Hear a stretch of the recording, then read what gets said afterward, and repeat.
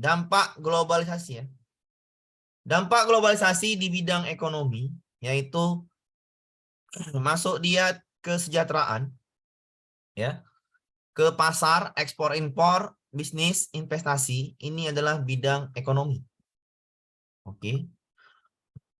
Kalau bidang sosial, dampaknya itu bidang sosial budaya, dampaknya itu perubahan nilai dan sikap. Biasanya itu bisa etos kerja, disiplin, integritas, ya, perubahan sikap atau nilai.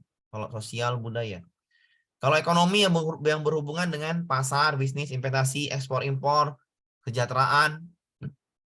Kalau bidang budaya ini nilai-nilai budaya Indonesia ya. Misalnya merosotnya nilai budaya nasionalisme, merosotnya nilai budaya sapa senyum, merosotnya nilai budaya gotong royong, itu namanya bidang budaya. Nilai-nilai budaya Indonesia ya. Bidang politik itu berhubungan dengan bergesernya ideologi. Misalnya kapitalisme, liberalisme ya. Misalnya para remaja sekarang banyak paham yang dianutnya adalah paham kapitalisme dan liberalisme. Bergesernya ideologi, ya, ideologi bergeser. Kalau Indonesia ideologinya Pancasila, maka kalau ini bidang politik ini nanti bergesernya ke arah kapitalisme, liberalisme, dan komunisme. Untuk iptek, itu adalah kemajuan teknologi, peningkatan efisiensi dalam berbagai bidang. Misalnya orang yang misalkan pendek kali lah orangnya, nggak nyampe kakinya untuk nginjak rem mobil atau gas mobil. Maka ada teknologi yang canggih di mobil itu bisa untuk orang yang kecil sekali bisa bawa mobil. Ya. Atau orang yang buta misalnya, membawa mobil pakai teknologi canggih. Misalnya tanpa driver. Nah, seperti itu ya, beli Tesla dia. Jadi itu bidang iptek, kemajuan teknologi untuk meningkatkan efisiensi dalam banyak bidang. Kalau bidang pendidikan berarti hubungannya dengan pendidikan ya.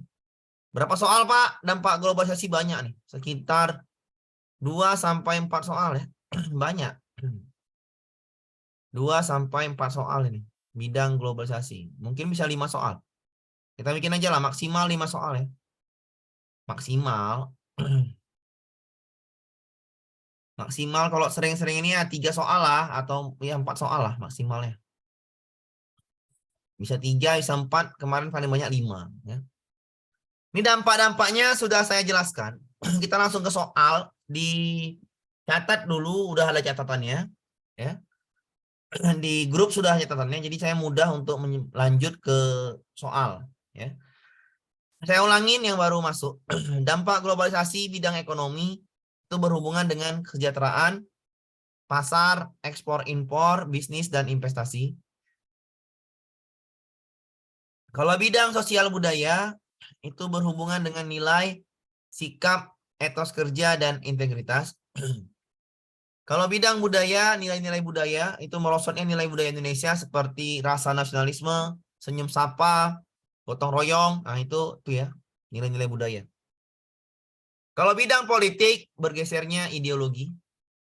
Dari ideologi Pancasila bergeser ke kapitalisme dan liberalisme atau komunisme.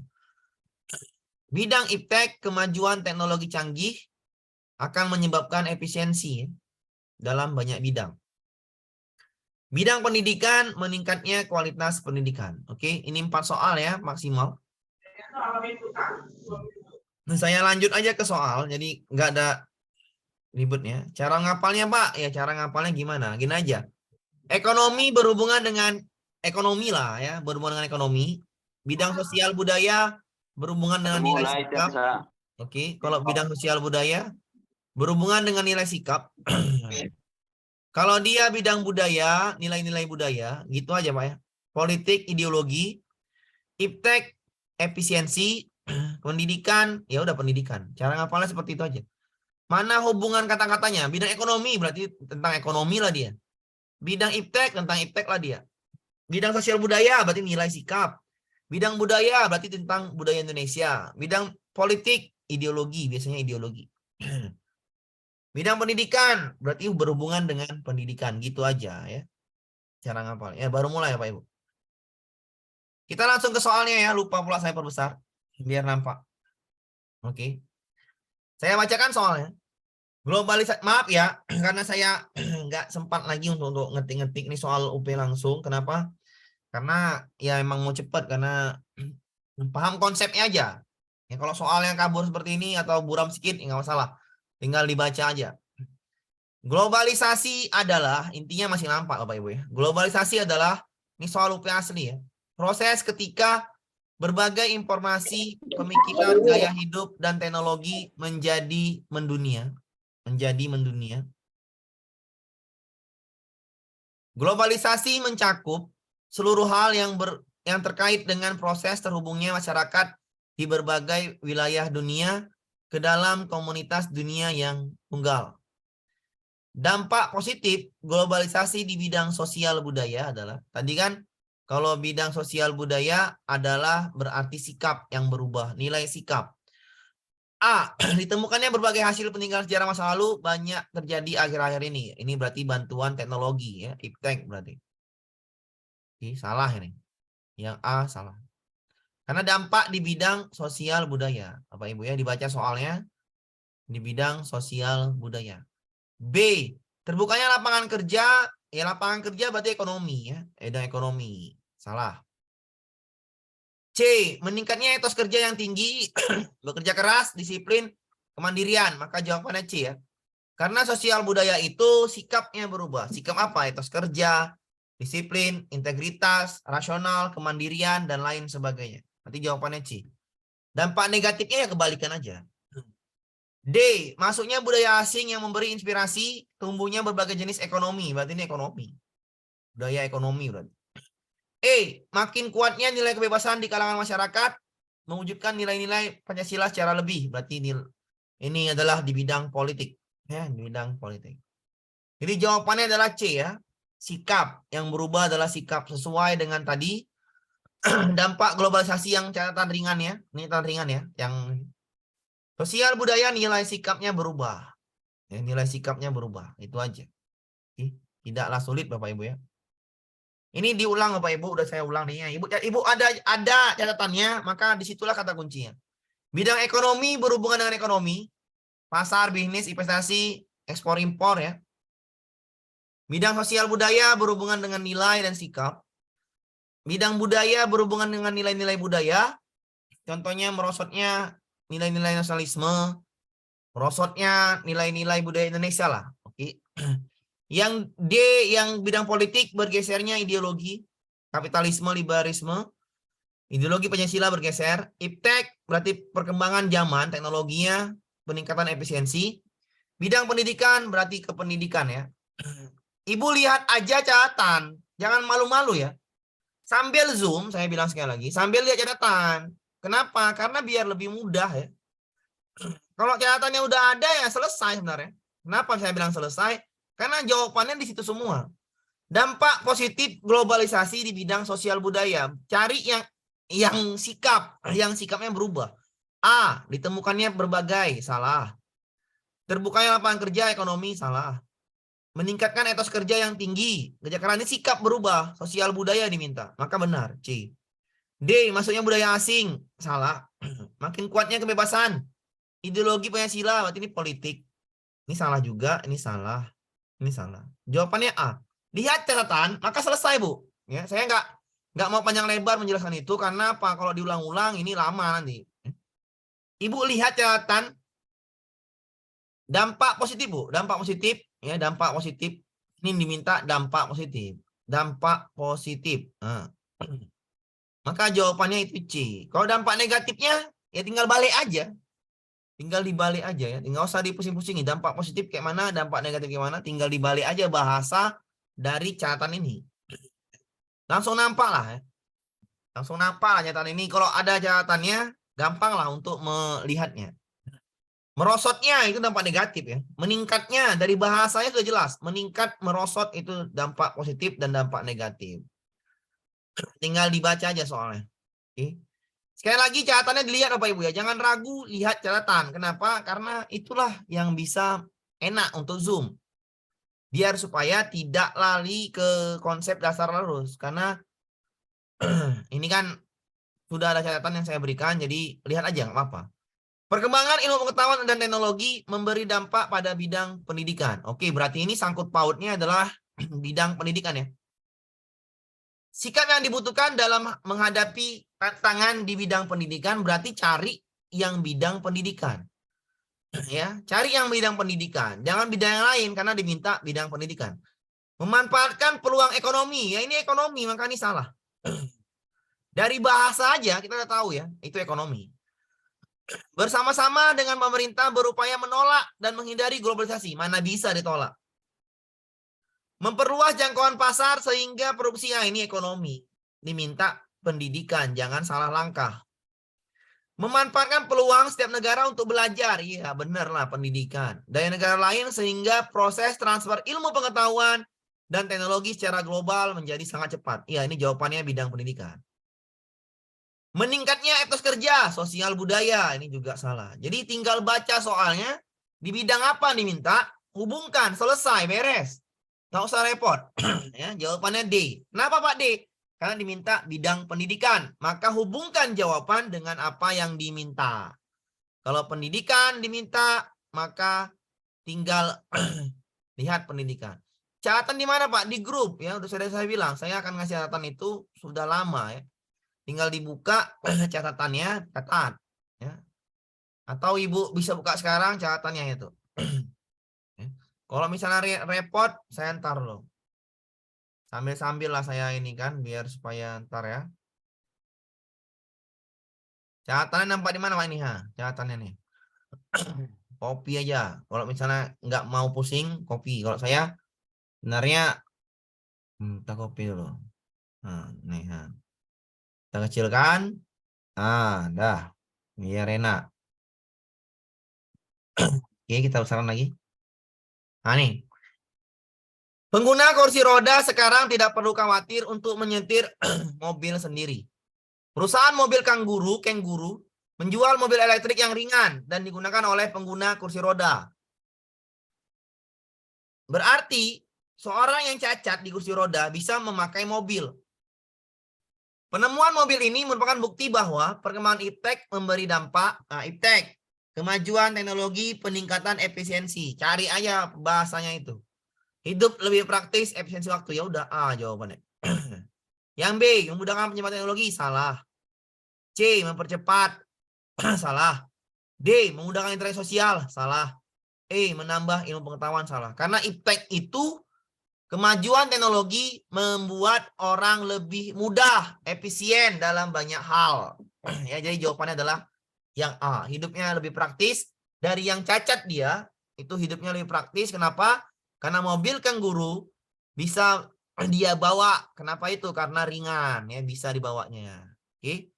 Jadi nggak usah repot ya, cara menghafal ini kayak mana nggak usah. Hubungkan aja dengan apa yang diminta soal, sudah beres. Ekonomi berhubungan dengan ekonomi, sosial budaya sikap, disiplin integritas, etos kerja. Bidang budaya, nilai-nilai budaya kita, senyum, sapa, nasionalisme, persatuan, kesatuan, ya. Musyawarah, nilai Pancasila, berarti budaya kita Pancasila, budayanya ya, budayanya.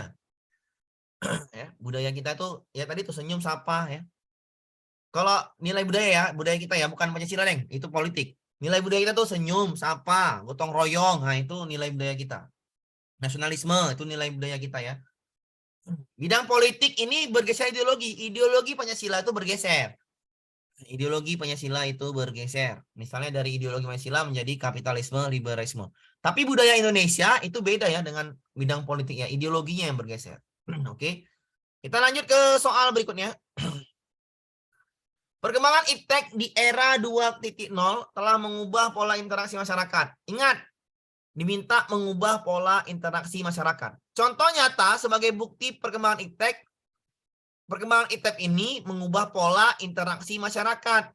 Cari jawaban yang berhubungan dengan pola interaksi masyarakat. A. Penggunaan alat pengeras yang ngapain?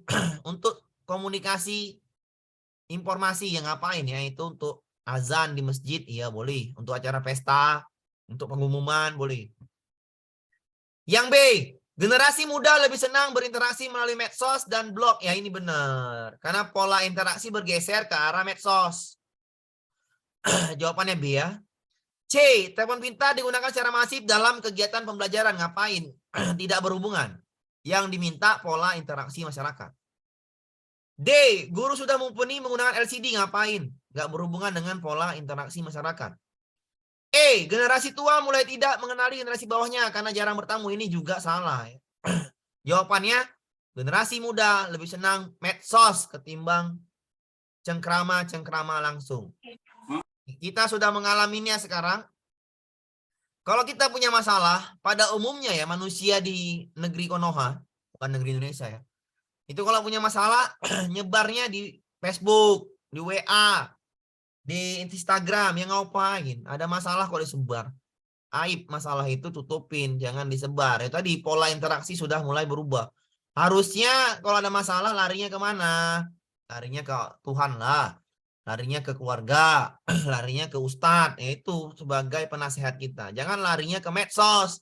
Kenapa? Orang ada masalah lari ke medsos, maka orang akan nambahin masalahnya. Ya, udah pasti itu. Ya. Tidak mau enggak, kalau kita sering-sering masalah kita dibuat ke kehidupan Facebook atau Instagram, maka makin banyak masalah. Itu udah pasti. Kenapa? Contohnya sudah banyak ya. Kemarin ada bunuh diri seorang Indomaret itu karena apa? Medsos, semuanya di medsos yang makin kacau. Jangan sebar masalah di medsos karena manusia tidak akan suka. Yang suka itu hanya ya Ustadz tadi bisa diceramahin atau Allah yang lebih suka kita daripada manusia. Oke? Kita ke lain hal, ke soal berikutnya. Jumlah penduduk terbanyak Indonesia pada level provinsi terdapat di Provinsi Jawa Barat yaitu 48 juta 220.094 itu ya jiwa. Nah, diikuti Jawa Timur sebanyak 41,6 juta, 06 juta. Disusul Jawa Tengah sebanyak 37 juta. Benarlah kalau dibilang pemilu itu, peganglah 3 Jawa, Jawa Barat, Jawa Timur, dan Jawa Tengah, maka pemilunya menang. Nah itu tadi saya bilang. Kenapa? Karena Jawa Barat, Jawa Timur, Jawa Tengah itu jumlahnya itu separuh Indonesia. 120 juta, hampir separuh Indonesia. Ya. Sementara provinsi dengan jumlah penduduk paling sedikit adalah Kalimantan Utara. Cuman 700.000, nggak nyampe. Di atas Kalimantan Utara ada Papua Barat. Penduduknya hanya 1,15 juta. Pernyataan di bawah ini yang tepat sebagai konsekuensi dari persebaran penduduk. Ya, saya ulangi. Konsekuensi penduduk padat. Kalau penduduknya padat, maka jawabannya tingkat kualitas hidup rendah. Sudah jelas tuh ya. Kualitas hidup rendah. Kenapa? Karena banyak muncul masalah sosial. Banyak muncul masalah sosial. Contohnya apa? Pengangguran semakin banyak di kota besar. Apalagi? Sering-sering sosial. Masalah apa lagi? Pengangguran, PHK di mana-mana. Apalagi misalnya? Masalah sosial. Banyak ya. Kriminalitas. Ya. Kriminalitas yang tinggi. Kesehatan yang buruk. Ya. Itu kualitas hidup yang rendah. Kalau penduduk padat. Sudah jelas ya. Di Jakarta atau di daerah-daerah kota besar. Nampaknya aja kota besar. Contohnya berita viral sekarang ini. Paris. Di Paris ya. Kota besar. Tikusnya lebih banyak daripada manusia. 3:1. Jadi di Paris aja yang kita bangga-banggakan atau kita damba-dambakan ke sana. Padahal tikusnya lebih banyak daripada manusia. 3:1 lagi viral. Prancis itu. Jadi semakin besar penduduk banyak, makin banyak masalah. Jadi sekarang ini sebaiknya hidup di mana? Desa. Sebaik-baiknya hidup di desa. Kenapa? Karena emang lebih baik hidup di desa. Jadi kalau dulu orang urbanisasi, sekarang namanya transmigrasi lah. Lebih baik ke desa daripada ke kota sekarang ini. Contohnya apa lagi? Akhir-akhir ini viral. Viralnya apa di TikTok itu? Kualitas udara di Jakarta, Jabodetabek, itu sangat-sangat luar biasa buruknya. Nggak bisa untuk manusia lah sebenarnya itu. Itu untuk pekerja industri yang padat industri cocok di situ itu. Tapi pada nyatanya Jakarta, Jabodetabek, kualitas udara nggak cocok dihirup. Nah itu makin kacau kan. Tapi mau gimana kan? Tempat rezekinya di situ, mau nggak mau ya tahankan. Ya, tahankan di situ ya. Mau nggak mau terus makan buah yang sehat ya. Kalau kita tempat penduduk yang padat, pastilah kualitas hidup rendah. Kita kembali ke soal. Jadi soalnya gimana Pak jawabnya? Saya jawab. A. Pembangunan pusat-pusat industri tersedia banyak di Papua Barat. Ya mana mungkin di Papua Barat. Industri banyak itu di kota besar. B. Kemungkinan potensi kriminalitas paling besar di Kalimantan Utara. Ya nggak mungkin. Kriminal, pencurian motor, tawuran antar pelajar itu paling banyak di daerah penduduk besar. Apa di Yogyakarta itu namanya? Kelinting ya, itu namanya di itu ya. Di kota besar ya. Besarnya persaingan tenaga kerja paling banyak Jawa Timur, salah. Paling banyak di Jawa Barat karena Jawa Barat penduduknya 48 juta, terlalu banyak. D, masalah-masalah sosial sedikit terjadi di Jawa Barat. Salah. Paling sedikit ya di penduduk rendah, paling banyak masalah sosial di penduduk tinggi. E, kualitas hidup yang lebih rendah mengancam Jawa Barat. Jawabannya adalah yang E ya. Kenapa penduduk Jawa ini paling banyak di Jawa, nggak mau pindah? Jawabannya satu. Yang pertama, daerahnya subur. Tanah di dunia ini, Bapak Ibu ya, kalau mau tahu, tanah tersubur itu ya di Jawa, nggak ada lagi di lain ya. Paling subur tanah di dunia ini ada di Jawa. Jadi tanahnya subur, ya makanya nggak mau pindah. Tanahnya subur, satu lagi dekat dengan pusat-pusat pemerintahan. Dekat dengan pusat-pusat pemerintahan dan pendidikan. Ya. Jadi itu alasan nggak mau pindah karena subur dan dekat dengan pusat-pusat pendidikan dan pemerintahan. Jadi jarang mau pindah penduduk Jawa itu ke daerah-daerah, kecuali mohon maaf yang tidak ada kerjaan lah, transmigrasi ya. Biasanya transmigrasi itu dipindah secara, kalau dulu secara halus paksa oleh Pak Soeharto, kalau sekarang Pak Jokowi yang mau aja tuh, yang udah bisa daftar di online ya. Transmigrasi bertujuan untuk meratakan penduduk Indonesia, maka daerah transmigrasi selalu maju. Kenapa? Karena keuletan penduduk Jawa ini. Jadi transmigrasi itu tujuannya adalah membangun pusat-pusat pertumbuhan Indonesia. Itulah guna transmigrasi. Oke, yang dipindahkan pasti penduduk Jawa, bukan penduduk yang lain. Karena dari 2 orang Indonesia, satunya pasti suku Jawa. Ya, udah pasti itu. Dari 2 orang, satunya itu pasti suku Jawa. Oke, soal selanjutnya. Perhatikan pernyataan berikut ini. Pendapatan per kapita relatif stabil. Yang kedua, sumber daya alam mendorong perekonomian. Yang ketiga, tidak stabilnya harga bahan-bahan pokok. Yang keempat, areal pertanian semakin hari semakin berkurang. Yang kelima, kualitas hidup semakin menurun. Dampak dari terlalu padatnya penduduk di Jawa adalah, saya tadi kan bilang, makin padat penduduk, maka kualitas hidup makin menurun. Maka nomor 5 pasti benar. Nomor 5 benar, maka jawabannya yang ada 5-nya pasti benar. Maka jawabannya mau nggak mau ke yang C. Kenapa yang A salah? Nggak ada 5. Yang B salah, nggak ada 5. Yang D salah, nggak ada 5. Yang E salah, nggak ada 5. Jawabannya ada 5-nya, cuman yang C. Kita bahas yang nomor 4. Area pertanian semakin hari semakin berkurang. Benar sekali. Ya. Karena pusat pertumbuhan industri semakin tinggi. Maka dahulunya Pulau Jawa itu banyak daerah pertanian. Sekarang banyak daerah perkotaan. Maksudnya banyak daerah yang perumahan makin tumbuh. Pabrik-pabrik, pusat industri makin berkembang. Makanya mau dipindahkan kemana? Ibu kota ke Kalimantan. Ya, untuk apa? Tadi itu untuk memajukan, meratakan penduduk, memajukan pertumbuhan-pertumbuhan. Jadi jawabannya ini adalah 4 dan 5 ya. Jawabannya 4 dan 5. Dampak dari padatnya penduduk di Pulau Jawa. Oke, kita masuk lagi ya. Catatan di mana catatannya? Catatannya ada ya. Catatannya langsung di itu, Bu. Udah saya berikan di yang saya kirim tadi, Bu. Udah saya berikan. Oke. Lanjut kita, dulu setiap bulan sekali Pak Tarno rutin pergi ke labor untuk memeriksa kadar kolesterol dan gula dalam tubuhnya. Untuk ke laboratorium yang jaraknya 2 jam, ia terpaksa harus mengorbankan kegiatan belajar di sekolahnya pada hari Sabtu dan Minggu. Laboratorium juga libur sekarang. Sekarang Pak Tarno tidak lagi perlu pergi ke laboratorium karena dia sudah beli barang baru di Shopee. Shopee.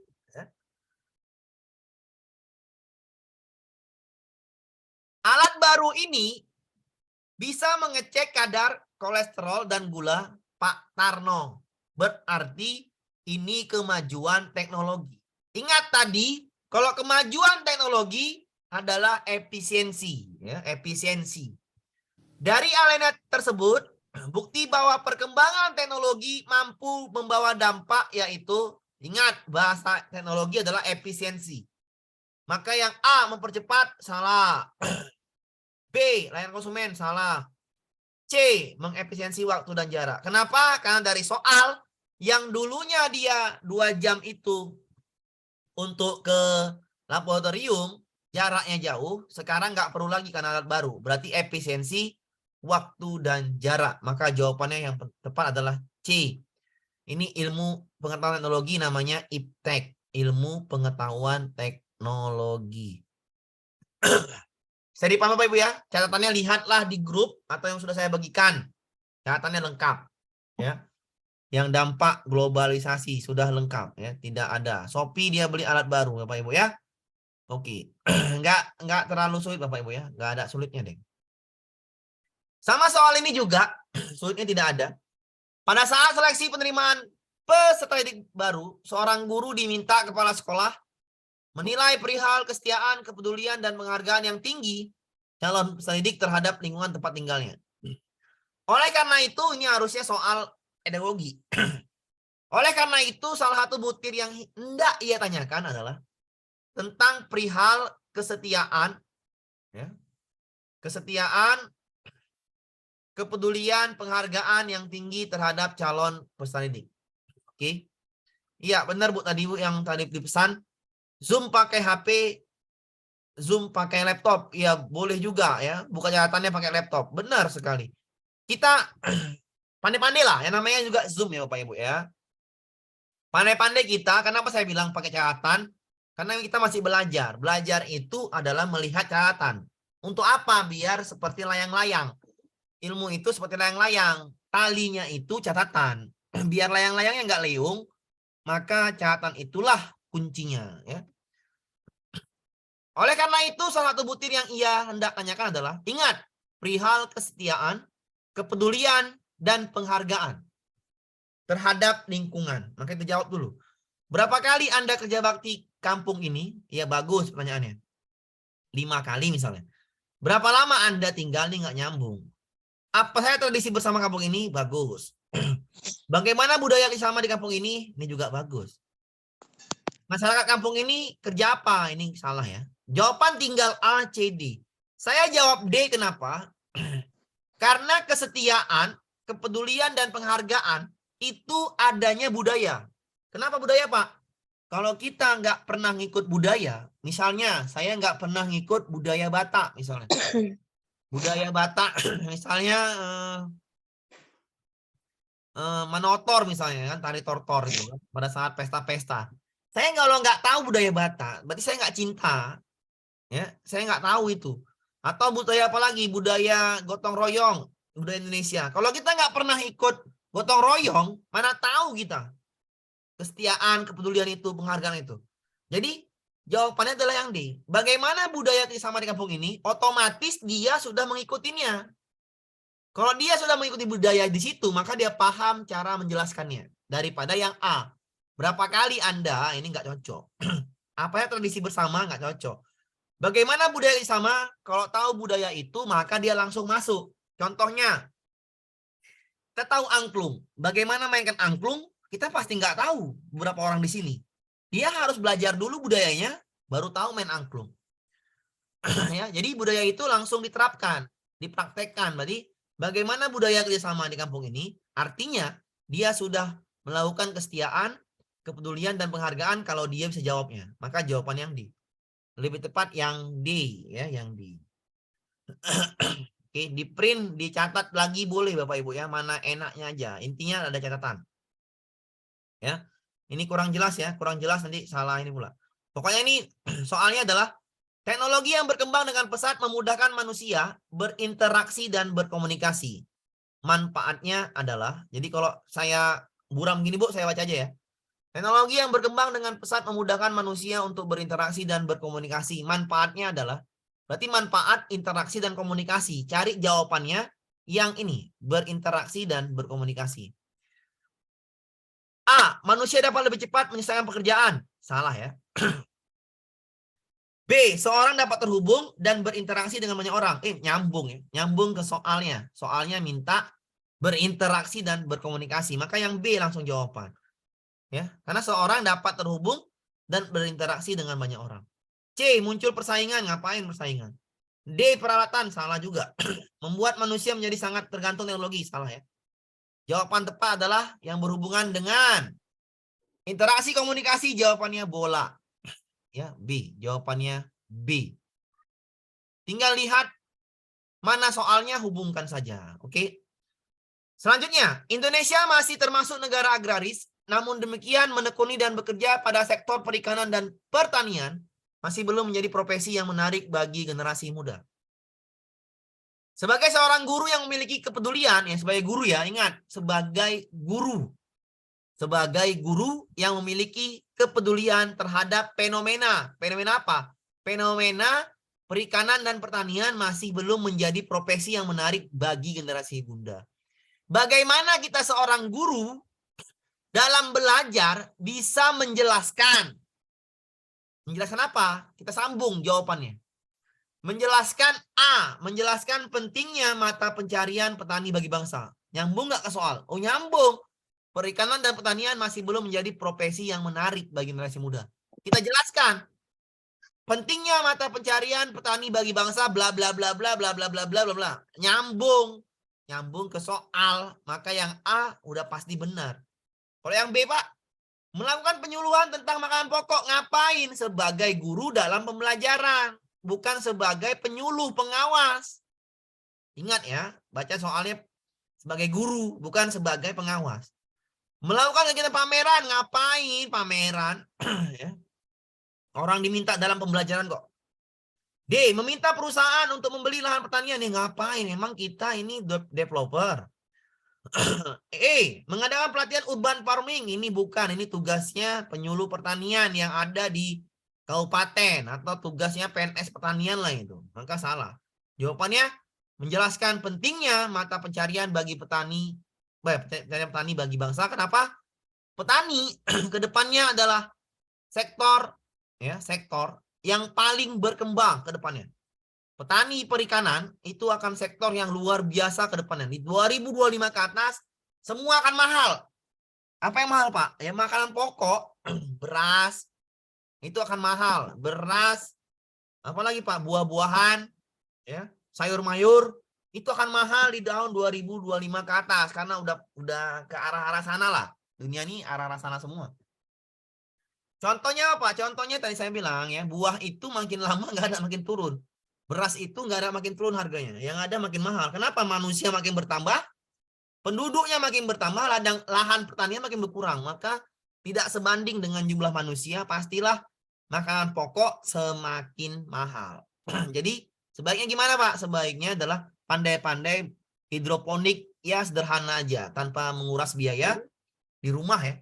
Ada bisa miara ikan pakai ember, ada bisa hidroponik ya. Pandai-pandai lah, untuk zaman sekarang ini buah-buah akan semakin mahal. Kalau beras ya susah kalau di kota besar nanamnya. Tapi kalau desa-desa yang tinggal desa ya mudah aja ya. Tapi yang paling penting buah lah, buah-buah tuh ya. Sayur mayur hidroponik lah yang bisa dimakan langsung, tinggal tanam di rumah bisa kangkung, bayam dan lain sebagainya. Kita jawab lagi soalnya, kalau tinggal di kota ya, tinggal di desa yang masih murah aja, desa kan enak, murah-murah semuanya. Kalau sayur mayur itu pasti murah. Buah-buahan lagi. Globalisasi dengan segala efek perubahan yang dibawanya tidak dapat ditolak oleh masyarakat. Ya nggak bisa ditolak. Globalisasi nggak bisa ditolak emang. Akan terus berkembang. Oleh karena itu menarik manfaat positif seiring menghindari akses negatif yang dibawanya dapat dilakukan antara lain dalam konteks pembelajaran. Ingat Bu, dalam konteks pembelajaran di sekolah.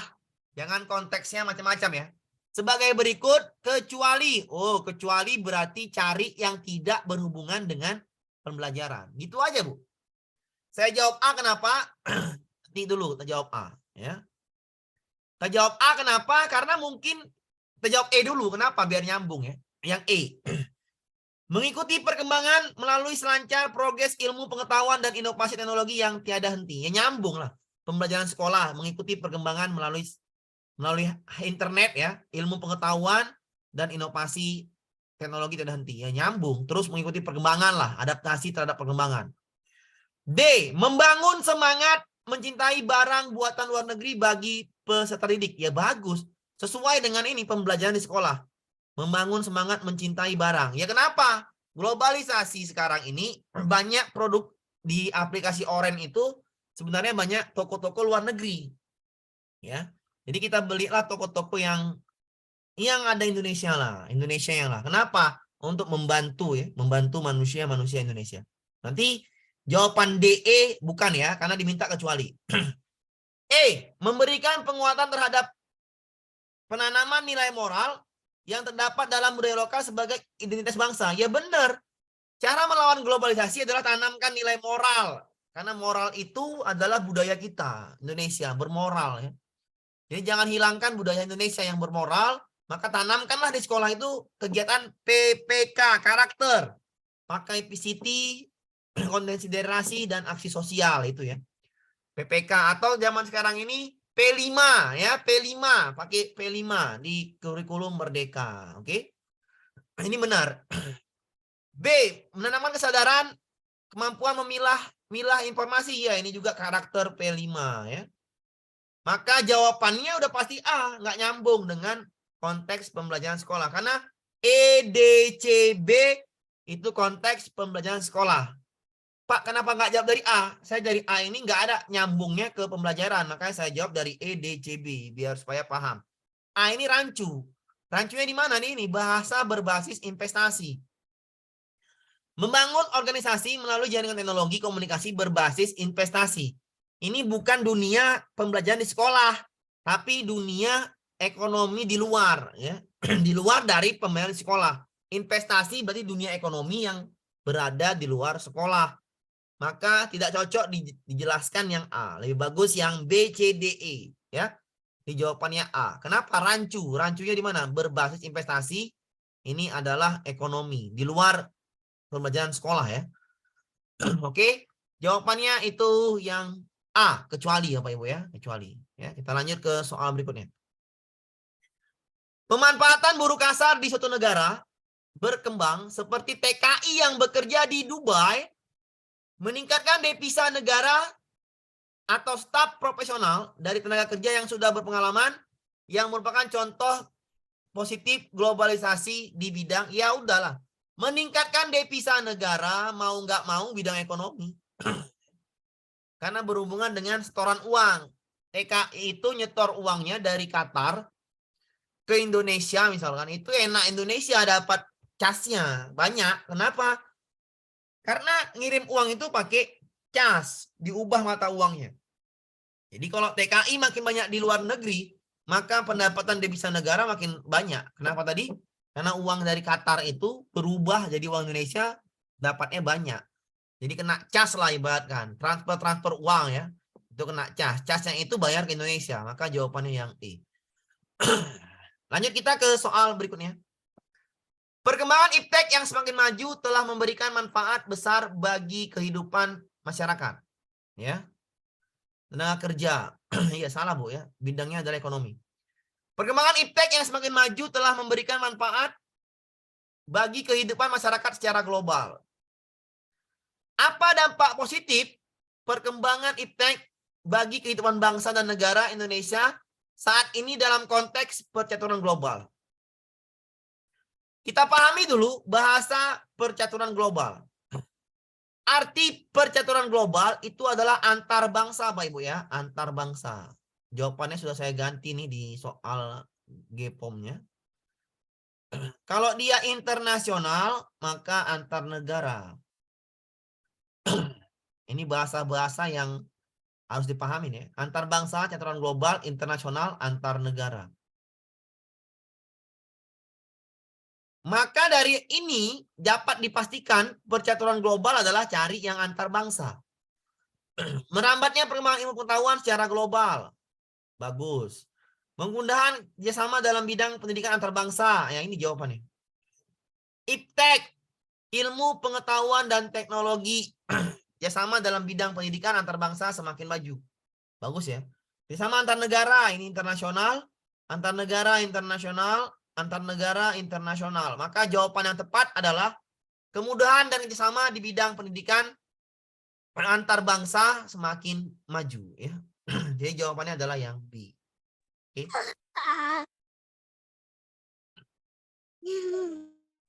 Kita lanjut ke soal berikutnya Pak Ibu. Oke.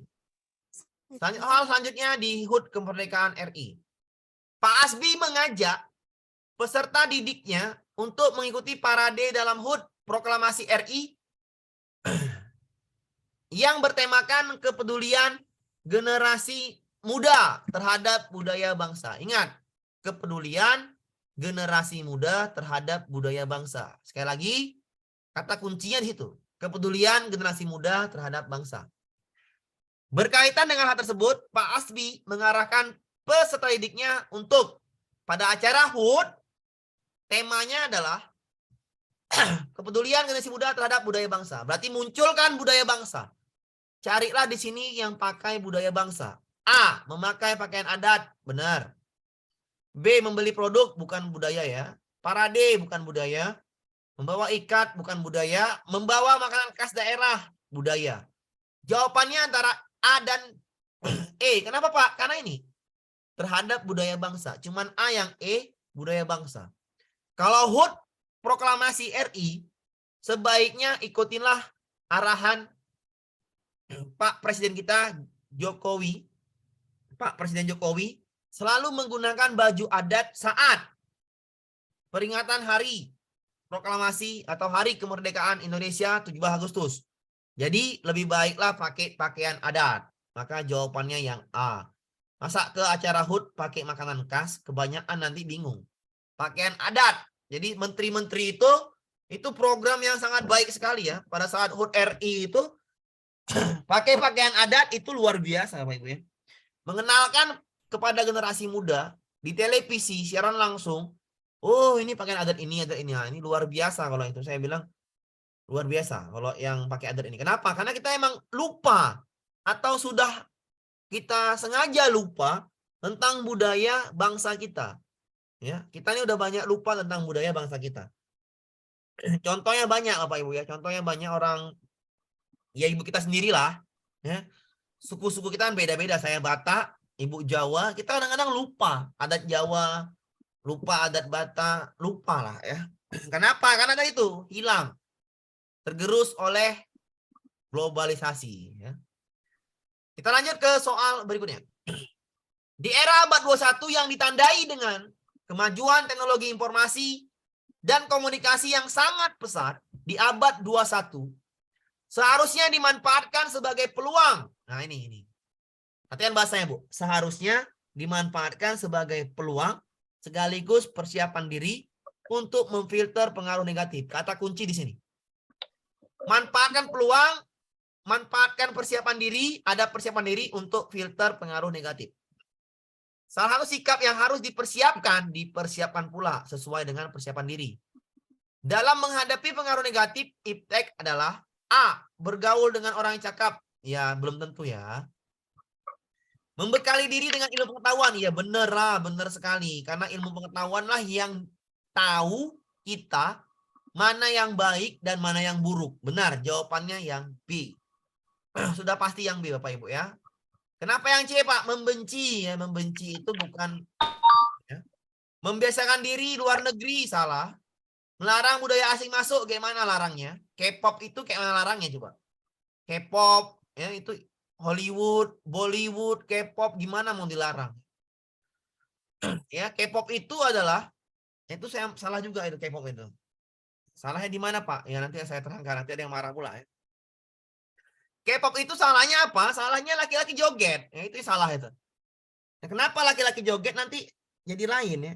Karena laki-laki itu bukan joget. Laki-laki itu apa ibaratnya? Maco lah, ibarat kata maco atau ibarat kata tanggung jawab ya. Fisiknya harus keras, fisiknya harus hitam ya.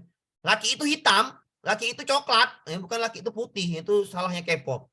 Kalau laki nggak hitam, nggak putih, nggak coklat kulitnya, nah, putih terus misalnya, nah, itu dipertanyakan. Jadi laki itu ya harus kena tanah, kena panas ya, kenapa laki itu ya harus seperti itu. Sekarang ini K-pop itu ibaratkan laki-laki itu harus putih. Nah, itu yang jadi salah kaprah bagi wanita. Jadi wanita ini sekarang mengidolakan namanya drama Korea, K-pop. Kenapa? Jadi seakan-akan laki-laki itu mukanya putih semuanya. Ya. Padahal itu saya bilang banci. Ya. Kenapa banci? Karena laki-laki itu hitam. Laki-laki itu coklat. Kenapa? Dia tanggung jawab. Kena panas, kena terik. Di luar. Untuk apa? Untuk keluarga. Itu laki-laki namanya. Kalau K-pop bukan laki-laki. Namanya banci. Kalau saya bilang ya. Mohon maaf saya. Itu hanya pendapat saya. Tapi kalau laki-laki itu ya harusnya jangan joget. Ya nggak boleh. Kenapa nggak boleh? Karena bukan feminim. Bukan wanita ya. Bukan seorang yang harus joget-joget. Laki-laki itu harusnya hitam. Ya. Harusnya dia coklat, harusnya tanggung jawab. Dia bukan joget-joget ya. Makanya saya heran sekarang siswa-siswa ini sukanya ya lelaki kulit putih. Yang para siswa nih. Aduh, kacau. Padahal lelaki itu harusnya yang tanggung jawab yang paling penting ya. Jadi makanya saya bilang K-pop itu budayanya itu salah jadinya. Kalau saya bilangnya kenapa? Karena laki-laki joget. Saya nggak suka laki-laki yang joget-joget itu kayak kacau namanya laki-laki joget. Oke, kita lanjut ke soal berikutnya. Ya, jangan marah Pak Ibu ya, itu hanya pendapat saya aja ya. Jangan marah karena budaya kita adalah budaya bukan joget-joget, tapi budaya yang ya agraris lah. Yang hidupnya itu banyak di laki-laki itu banyak hidupnya di ya di luar ruangan ya. Banyak nyangkol, banyak nyari nafkah di luar lah, ibarat kata kena matahari lah. Karena kita juga negeri yang tropis, nggak ada kulitnya putih, yang ada coklat. Oke, lanjut kita. Kewarganegaraan global merupakan bagian dari konten pendidikan kewarganegaraan dalam implementasi kurikulum sekolah termasuk tanah air saat ini. Hal itu dimaksudkan untuk menyiapkan generasi penerus yang mampu menghadapi tantangan permasalahan, yang mampu menghadapi tantangan permasalahan, yang mampu menghadapi tantangan permasalahan. Cari bahasa sini yang mampu, ada solusi berarti. Ya. Pergaulan, kemampuan, ngapain ini nggak ada solusinya. Tantangannya nggak ada, solusinya juga nggak ada. Adanya perselisihan ya nggak mungkin lah. Terbukanya jaringan kerjasama, ini solusi. Penerus yang mampu kerjasama, penerus yang mampu saling membantu dalam menghadapi tantangannya. Masalah kesejahteraan, tantangan. Ancaman perselisihan, tantangan. Ketidakadilan manusia, tantangannya. C, jawaban yang paling tepat. Kenapa? Karena kata kuncinya adalah yang mampu. Berarti ada solusi. Solusinya apa? Kerjasama, membantu. Tantangannya apa ini? Kesejahteraan, perselisihan, dan ketidakadilan. Yang D, loncatan, salah ya, nggak nyambung. Kemakmuran sejumlah negara maju, yang nggak nyambung juga. Jawabannya adalah abad 21, penerusnya adalah mampu kerjasama dan mengatasi masalah. Tantangannya adalah perselisihan dan ketidakadilan bagi manusia. Ya, silakan Bu dipahami dulu ya, kita panjang nih soalnya. Ya. Kadang bingung cara kunci, Pak. Ya, kata kuncinya. Ya, kadang bingung dibaca aja, Ibu ya. Jangan diulangi Pak soal ini ya. Yang untuk mana nih? Laki hitam. Ya. Yang ini soalnya Pak Ibu ya. Diulang, saya ulang. Di era abad 21, kemajuan teknologi dan komunikasi yang sangat pesat di abad 21 seharusnya dimanfaatkan sebagai peluang. Perhatikan bahasa Ibu. Seharusnya dimanfaatkan sebagai peluang sekaligus persiapan diri untuk memfilter pengaruh negatif. Sikap yang harus dipersiapkan dalam menghadapinya. Sikapnya. Bergaul dengan orang yang cakap, yang ngapain? Kurang ya. Membekali diri dengan wawasan pengetahuan. Ya ini adalah untuk ini. Kan gitu. Untuk memfilter pengaruh negatif. Membenci yang ngapain? Salahkan aja. Membiasakan diri luar negeri yang ngapain? Melarang budaya asing yang ngapain juga? Jawabannya B. Yang B itu bekal ilmu pengetahuan untuk dapat memfilter ya. Iya, pelan-pelan ya, pelan Pak. Ini sudah pelan kali ya. Perhatikan kata kuncinya itu. Sikap yang harus dipersiapkan dalam menghadapi pengaruh negatif. Ibu nggak usah repot. Salahkan dulu yang salah. Membenci, ya nggak mungkin lah membenci, Bu. Gunakan produk luar negeri, ya nggak mungkin lah, Bu. Melarang masuknya budaya asing nggak bisa ditahan, Bu. Budaya asing masuk. Jawabannya tinggal A sama yang B. Udah, bandingkan. Bandingkan di soal. Persiapan diri. Persiapan itu bekal. Bekal terbaik adalah ilmu pengetahuan. Maka jawabannya B. Bekal terbaik ya ilmu. Ilmu itu dapat memfilter. Maka jawabannya B. Silakan dipahami dulu Pak Ibu ya. Tidak ada sulitnya soal-soal ini. Karena hanya ya sebatas paham-pahami bahasa lah. Karena ilmu pengetahuan sosial, IPS. Sama seperti ini Bu soalnya. Kewarganegaraan global merupakan bagian dari konten pendidikan kewarganegaraan dalam implementasi kurikulum sekolah termasuk tanah air saat ini. Literasinya lah. Hal itu untuk menyiapkan generasi penerus yang mampu menghadapi tantangan permasalahan abad 21. Ditandai dengan pergaulan kemampuan dalam menguasai sumber daya alam. Ya ini enggak lah. Ya. Ini kan disuruh generasi penerus. Mampu menghadapi tantangan. Tantangannya mana? Yang A ini. Tantangannya enggak ada. Tantangannya enggak ada. Adanya perselisihan antar negara. Ya bukanlah. Ngapain? Ini bukan itu. Terbukanya jaringan kerjasama untuk saling membantu dalam mengatasi masalah kesejahteraan. Nah ini. Masalah ini tantangan. Ya. Tantangannya ada, solusinya ada. Jawabannya C. Loncatan kemajuan iptek mengabaikan nilai. Nggak mungkin lah ya. Salah juga. Mengabaikan nilai nggak cocok. Nggak ada di situ suruhnya. Suruhnya adalah menyiapkan generasi penerus dalam menghadap tantangan. Kerjasama dan saling membantu. Kemakmuran belahan dunia ini salah juga, nggak nyambung dengan bahasanya di atas. Ya tidaklah sulit Bapak Ibu ya, tidaklah sulit jawaban ini. Kenapa? Karena pemahamannya bingung ya, nggak bingung Bu. Cuman ya harus dengan logika tingkat tinggi lah. Hebat kata sering latihan lah. Sama seperti ini Bu, saya ulangi sekali lagi ya. IPS ini adalah kemampuan ilmu sosial Ibu. Wawasan pengetahuan umum lah hebat kata. Seperti inilah. Bahasanya adalah pendapatan per kapita. Pendapatan PDB, pendapatan per kapita. Ibu cari tahu dulu apa arti pendapatan per kapita. Tolak ukur mengukur kesejahteraan masyarakat pada satu negara. Pendapatan per kapita artinya tolak ukur dalam masyarakat per kepala keluarga. Itu arti dari pendapatan per kapita. Kalau nggak tahu ya, kita baca soalnya. Badan Pusat Statistik BPS mencatat rata-rata pendapatan domestik bruto PDB per kapita penduduk Indonesia pada tahun 2016 mencapai 12,4 juta. Berarti gajinya cuma 1,2 juta per bulan atau 1 juta per bulan. Meningkat dibanding 2015 sebesar 11,5 juta. Berarti gajinya per bulan itu sekitar sejuta ya. Oke. Pendapatan per kapita tahun lalu, berarti tahun 2022 atau 2021, karena ini soal 2022, maka di tahun 2021, kalau Ibu searching, pendapatan per kapita Indonesia adalah sebesar 4.349,5 US dollar. Kalau dirupiahkan ini lebih kurangnya mendekati angka 65 juta. Wow. Kalau 65 juta, maka gaji kita ini sekitar 5 juta lah per bulan. Per satu kepala rumah tangga. Ya. Ini kan hanya data. Ya. Kenyataannya, saya juga nggak tahu di negeri Wakanda atau Konoha nih, kebanyakan ada nggak 5 juta ke atas penghasilan per bulan satu kepala keluarga? Kebanyakan ya tidak mungkin ya. Kebanyakan ya. Contohnya gampang ya. Contohnya gampang kalau kita tinggalnya di kota besar, kalau di perumahan elit ya mungkin lebih. Tapi kalau perumahan-perumahan yang biasa-biasa aja kita tanya gajinya, ya itu nggak nyampe. UMR aja nggak nyampe ya.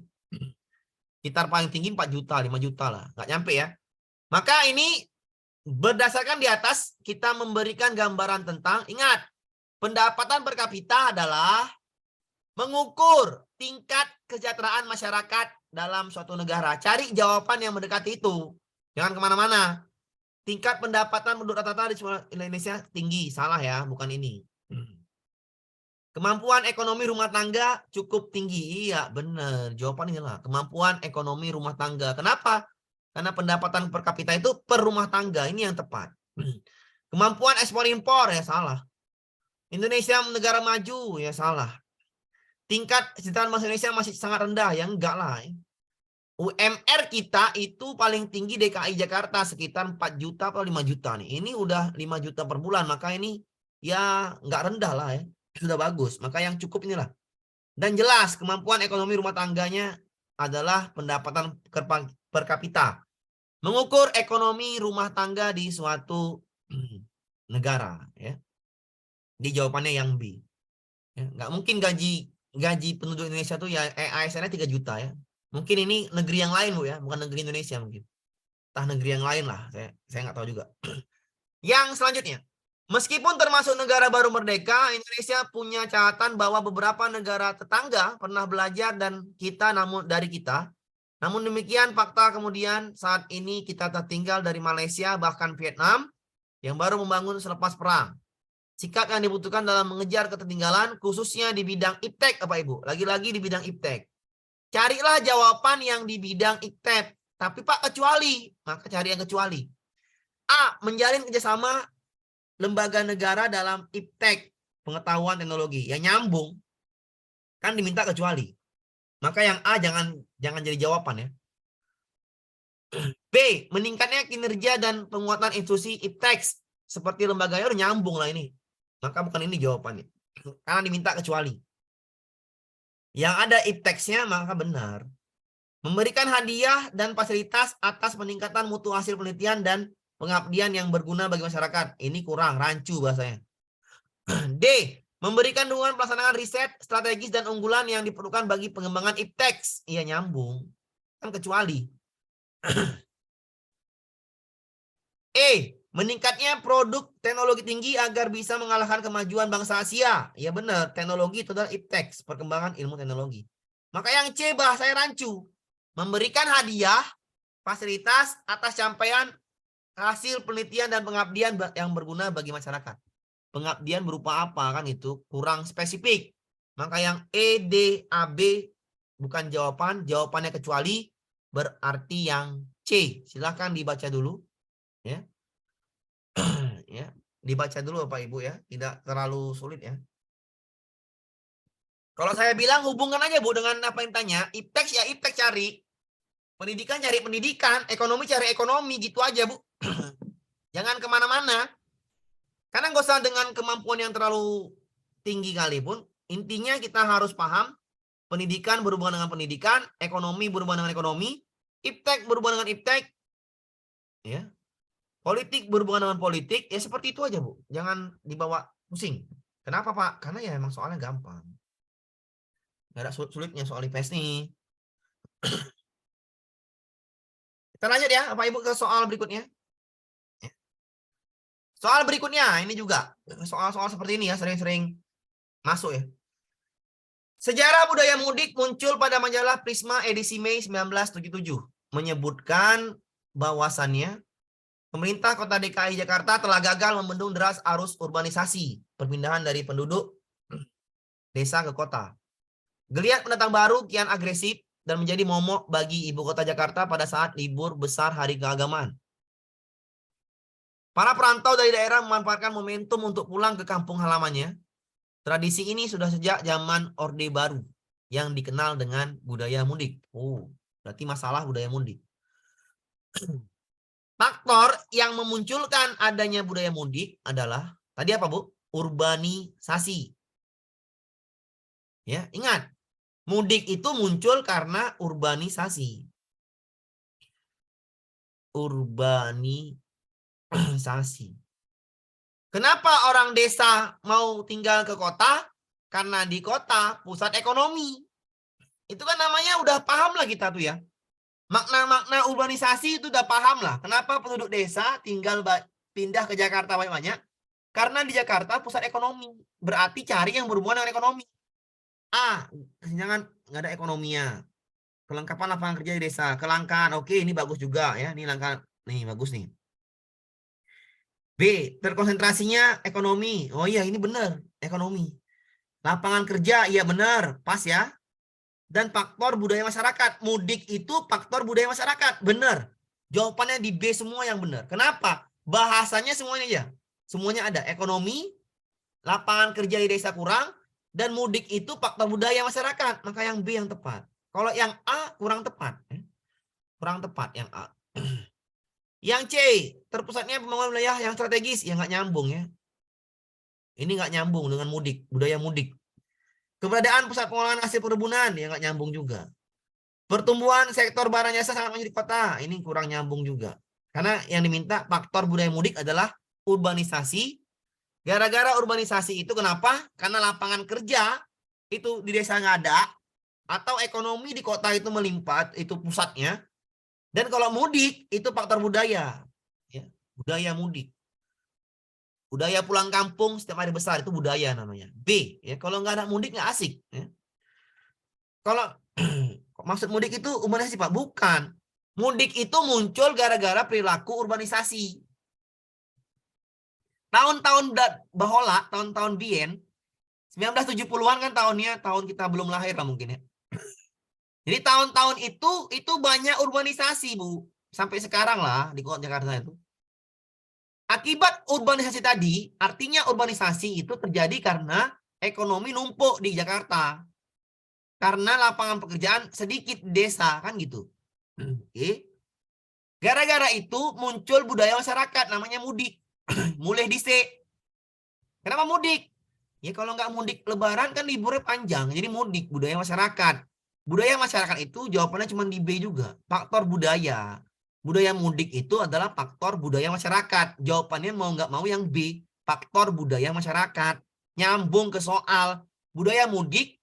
Siapa yang mudik? Masyarakat. Berarti itu budaya. Budaya masyarakat mulai dhisik.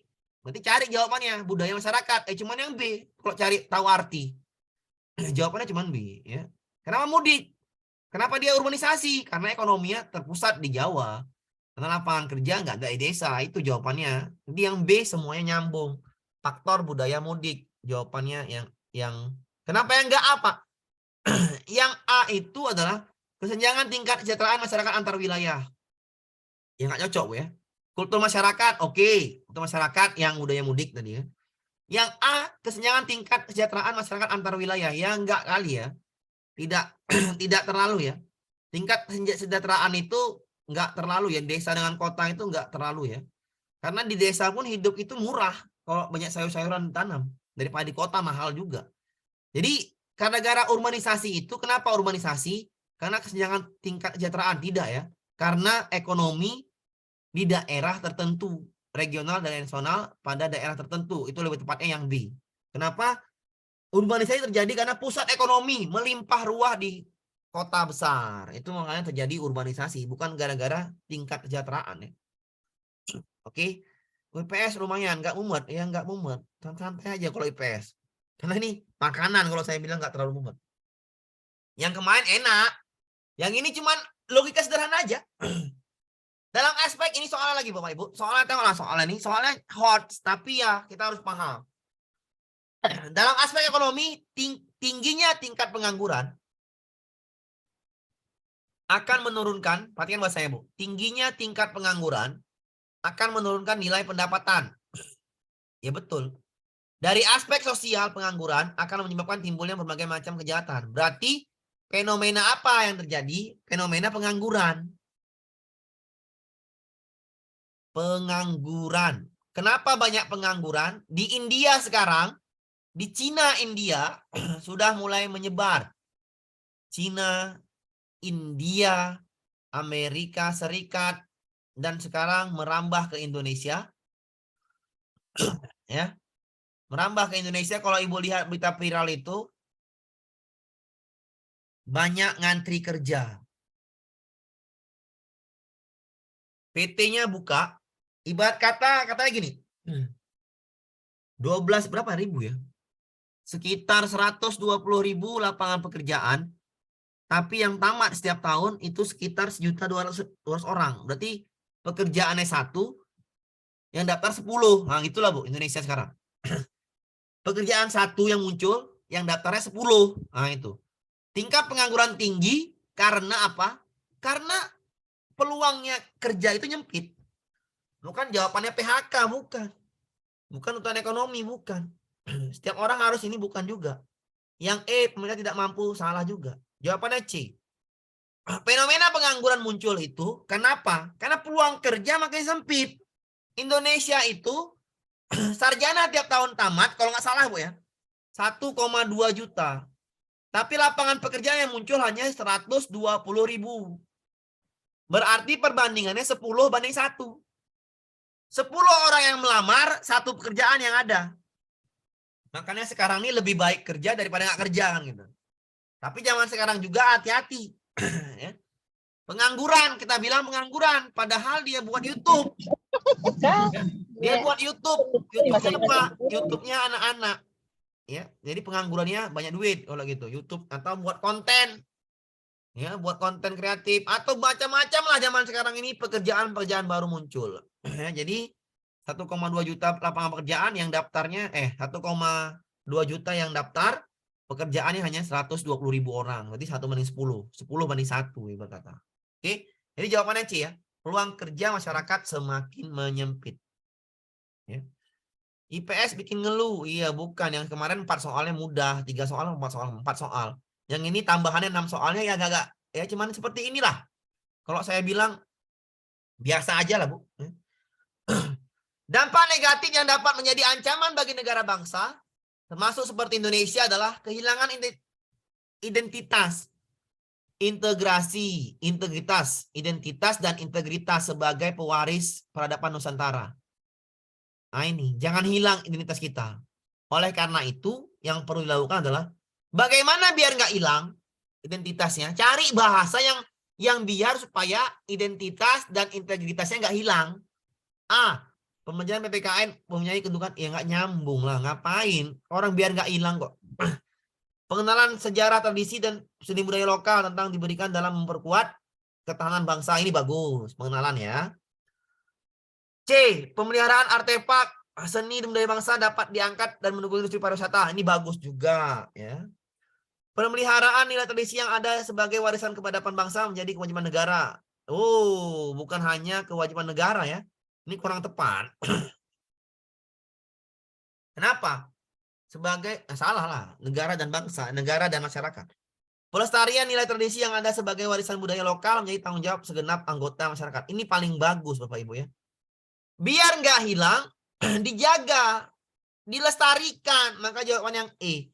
Nilai tradisi sebagai warisan budaya lokal menjadi tanggung jawab segenap anggota masyarakat. Jawaban E.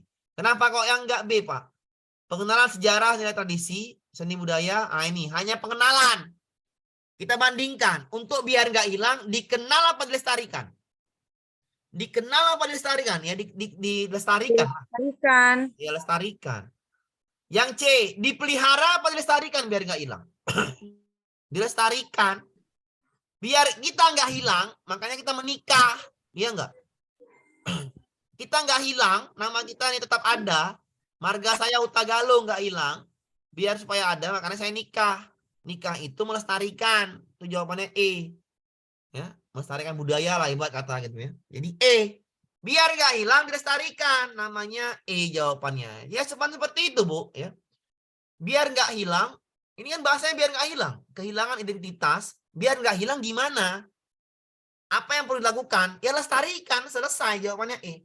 Pak, tadi jawabannya ada yang B, Pak. Yang B bagus, iya benar. Yang C bagus, benar. Yang E bagus, benar. Kalau bagus seperti ini jawaban, sebaiknya gunakan akal. Gunakan pikiran, membandingkan jawaban. Biar nggak hilang, apa dikenal atau dilestarikan? Dilestarikan, maka yang E yang benar. Kalau biar nggak hilang, dipelihara apa dilestarikan? Ya lestarikan, jawabannya E. Yang bagus jawabannya E. Dilestarikan. Nilai budaya tadi di lingkungan masyarakat lokal. Misalnya dalam kegiatan ekstrakurikuler atau dalam kegiatan yang namanya muatan lokal. Muatan lokal itu berhubungan dengan budaya setempat, desa atau itulah ya, dilestarikan lah. Misalnya muatan lokalnya di situ adalah tari Melayu misalnya. Berarti harusnya di muatan lokal itu tradisinya adalah belajar tari Melayu biar supaya nggak hilang. Itulah yang diajarkan oleh pemerintah.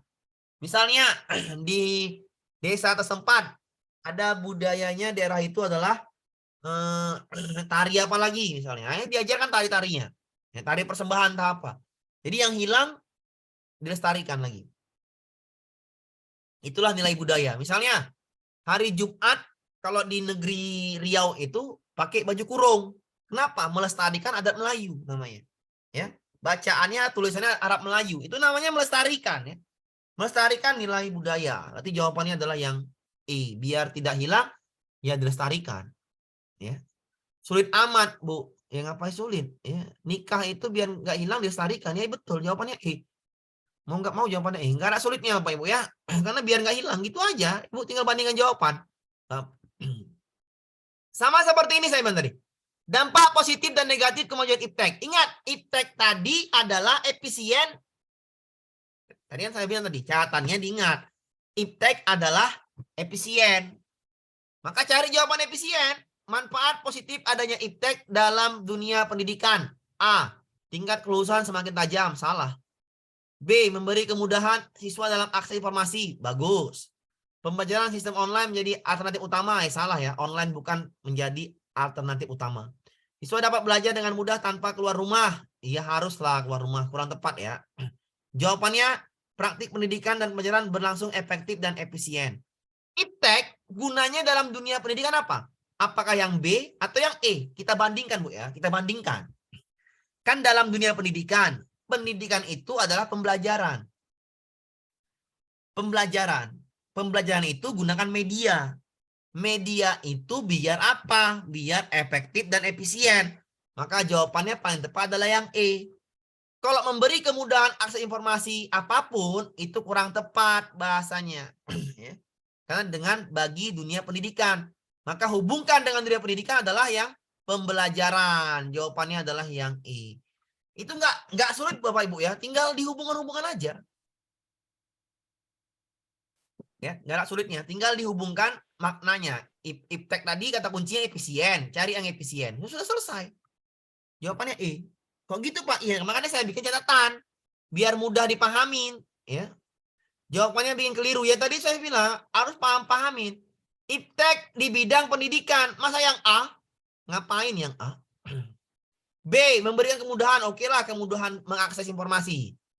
Pembelajaran sistem daring menjadi alternatif utama. Masa daring jadi alternatif utama? Ya nggak cocok. Bagaimana karakter dibentuk dari daring? Nggak bisa. P5 sekarang kurikulum merdeka dibentuk dari tatap muka, bukan daring. Salah yang C. Siswa dapat belajar dengan mudah tanpa keluar rumah. Ya sama ya daring. Salah juga. Maka salahkan dulu jawaban yang salah. Yang A bukan pilihan. Yang C bukan pilihan.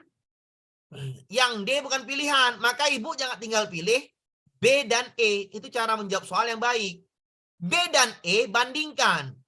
Dalam dunia pendidikan. Kalau dibahas-bahas bahasanya.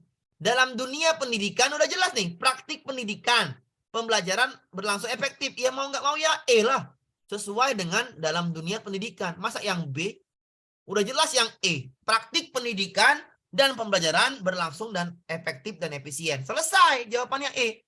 Kalau nggak yang B Pak, ya nggak nyambung dengan apa yang diminta dalam dunia pendidikan itu. Ya ipteknya makin membuat pembelajaran makin bagus ya.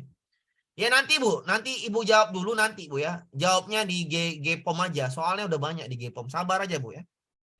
Soalnya banyak Pak, banyak ya. Soalnya banyak. Ini karena saya bahas aja biar supaya bagus ya. Soalnya banyak Pak, banyak soal saya nanti ya. Sabar ya, Senin nanti soalnya banyak. Banyak kali Pak, ya banyak lah. Untuk apa Pak? Untuk latihan IPS, latihan IPA, latihan PPKN nanti di Senin. Satu gabungan ya, sekitar 30 soal lah. IPS-nya 10, IPA-nya 10, PPKN-nya 10 di Senin sampai Jumat atau itu semua latihan itu. Manfaatkan IPA, IPS, PPKN ya. Nanti jadi mini tryoutnya besok. Di dalamnya ada IPA, latihan ya, ada IPS, ada PPKN. Ini nanti tryoutnya. Jadi habiskan besok PPKN. Oke? Kita jawab. Soalnya seperti ini Pak, ya sama seperti ini soalnya. Tinggal Ibu lah 30 soal ini ya harus tamatkan lah. Fleksibel Pak, fleksibel. Kerjakan selagi ada waktu. Kalau misalnya sibuk, ya tetap dikerjakan. Kalau ada waktu ya. Kalau nggak ada ya nggak apa-apa. Kalornya nanti dibahas IPA 5 Bu. Tenang aja Bu ya. Atau Ibu ulang-ulang di saya kemarin tuh. Kalor tuh gampang kok. Keinginan untuk mempertahankan ini. Keinginan, perhatian bahasanya Bu. Keinginan untuk mempertahankan jati diri bangsa. Bagaimana caranya? Pasti itu. Ya. Harus berhadapan dengan masuknya nilai-nilai budaya asing yang sangat sulit untuk dihindari. Sebagai seorang guru, wawasan budaya yang sebaiknya ditanamkan kepada siswa adalah semua budaya asing yang masuk kita terima. Oh, nggak boleh ya. Budaya asing itu adalah taruh. Budaya asing itu adalah nggak mesti semuanya terima, difilter, pakai Pancasila. Maka yang A salah. Yang E membendung, nggak mungkin budaya asing membendung ya. Nggak bisa dibendung. Karena saya bilang tadi, budaya asing nggak bisa dibendung, susah bendungnya. Tolak nggak bisa, bendung nggak bisa, terus masuk dia. Tadi saya bilang K-pop, Hollywood, Bollywood nggak bisa dihindarin, sulit karena akses internetnya terlalu cepat. Jadi jawabannya tinggal B, C, dan E. B, membuka diri untuk terjadinya asimilasi antar budaya bangsa kita. Oke. Keinginan untuk mempertahankan jati diri bangsa, asimilasi pertukaran budaya. Nggak cocok ya. Karena kalau pertukaran budaya, itu malah kita jadi ikut budaya dia. Nggak cocok. Yang B nggak cocok. Asimilasi pertukaran nggak cocok. Karena keinginan untuk mempertahankan diri bangsa, maka nggak cocok ya. Yang C, menerima nilai budaya asing yang mendukung kemajuan kita. Yang E, membuka diri sebagai bentuk penerimaan globalisasi antar bangsa. Ini juga nggak cocok ya. Nggak cocok. Ya. Membuka diri sebagai penerimaan globalisasi antar bangsa. Jawabannya yang C yang tepat. Kenapa? Menerima nilai budaya asing yang mendukung nilai budaya kita. Hanya yang mendukung nilai budaya kita. Misalkan, ya, misalkan orang Jepang itu sangat rajin bekerja, disiplin. Ya. Budaya kita adalah Pancasila, salah satunya. Kemanusiaan yang adil dan beradab. Orang Jepang itu disiplinnya tingkat tinggi. Berarti kemanusiaan yang beradab, disiplin. Kita tiru.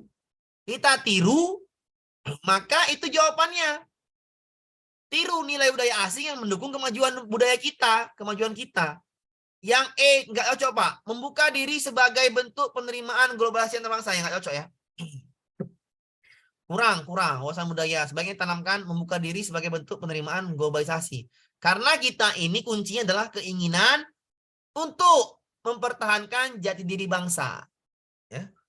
Untuk mempertahankan diri bangsa, jawabannya E cocok, bagus juga. Tapi yang A ini menerima nilai budaya asing sama dengan halnya membuka diri. Tapi menerima nilai budaya asing yang mendukung kemajuan kita.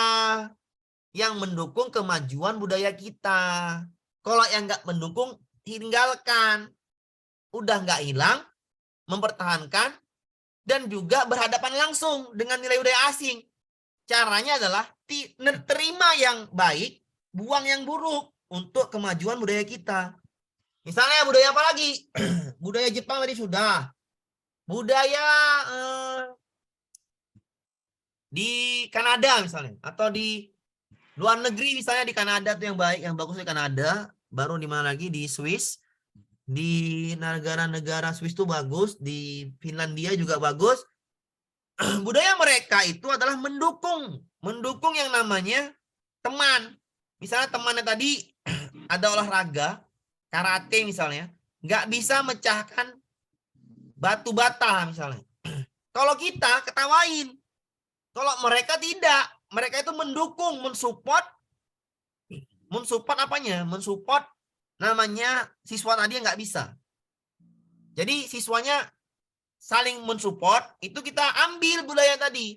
Di sekolah, kita misalnya ada orang yang salah, yang nggak bisa upacara misalnya, salah gerakan, jangan ketawa. Nggak boleh. Itu namanya toxic. Ketika orang yang misalnya upacara salah, dia penggerek benderanya salah misalnya, kita ketawa di barisan upacara, itu nggak boleh. Itu namanya menjatuhkan nilai dari budaya kita, itu Pancasila, kemanusiaan yang adil dan beradab. Nggak boleh.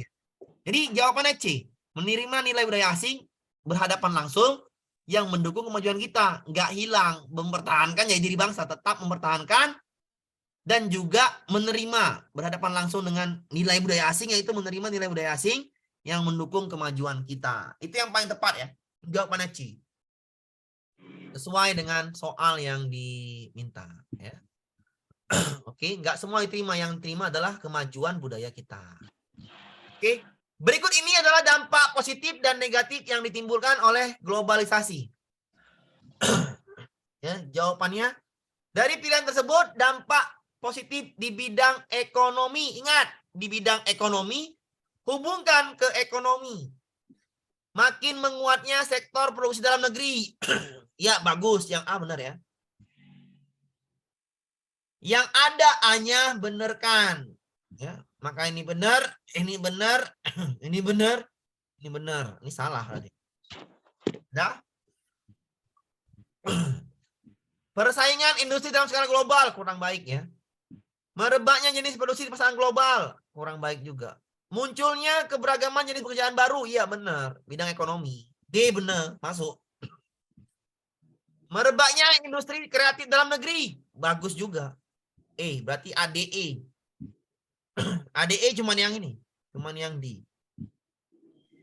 F, barang-barang luar negeri mudah masuk, janganlah, ini nggak bagus ya.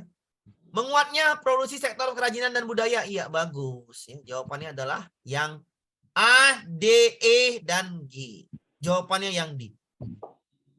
Silakan dipahami dulu Pak Ibu sebelum kita masuk ke yang lain. Sedikit lagi kita ke soal yang satu lagi. Kalau nggak sempat.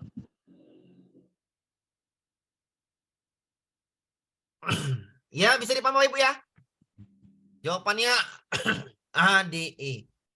Dampak positif ya. Dampak positif yang diminta. Dampak positif di bidang ekonomi. Jawabannya A, D, E, dan G. Baca aja Bapak Ibu. Cocok pasti itu. Makin menguatnya sektor produksi dalam negeri ya bagus. Yang D, munculnya jenis pekerjaan baru. Ya betul. Globalisasi itu banyak pekerjaan baru muncul. Contohnya apa? Konten kreator itu kan pekerjaan yang dulunya nggak ada. Merebaknya industri kreatif dalam negeri ya betul. Industri kreatif makin banyak sekarang. G, menguatnya produksi sektor kerjaan budaya, betul juga. Jawabannya A, D, E, dan G. Oke, jawabannya itu ya Pak Ibu. Nggak terlalu sulit kok. Oke, ini udah lah ya. Ini udah juga. Tinggal dibaca aja Pak Ibu ya. Tinggal dibaca aja ini. Ya, tinggal dibaca aja. Kita lanjut ke ini ya. Ini udahlah, tinggal dibaca aja. Sikap dalam menjaga identitas nih, gampang enggak? Menjaga identitas dan kepribadian bangsa Indonesia dalam bentuk ya udah, sesuaikan aja dengan kepribadian bangsa Indonesia, sikap menjaganya. A, mempertahankan pola hidup yang sesuai dengan nilai luhur bangsa. Ya bagus, sesuai. Sikap yang menjaga sesuai dengan nilai luhur. Ya udah, jawabannya udah pasti A. Nggak usah terlalu soal. Sikap dalam menjaga identitas dan kepribadian Indonesia dalam bentuk ya A ini ya. Yang B, Pak, ngapain luar negeri? Mempertahankan budaya asing ngapain? Menganggap rendah ngapain? Selalu mengikuti tren ngapain? Jawabannya A. Karena sesuai dengan ini. Sikap dalam menjaga maka mempertahankan. A ya. Untuk yang lainnya yang ini tinggal baca ya Bapak Ibu ya, baca aja karena nggak sempat lagi mungkin. Tinggal 5 soal lagi tuh. Kita masuk ke soal ini ya. Nah, soal ini karena sudah ini ya, sudah jamnya. Sedikit saja ini Bu, saya ini kan apa namanya? Saya jelaskan ya Bu ya. Perilaku produsen untuk meningkatkan hasil produksi ya.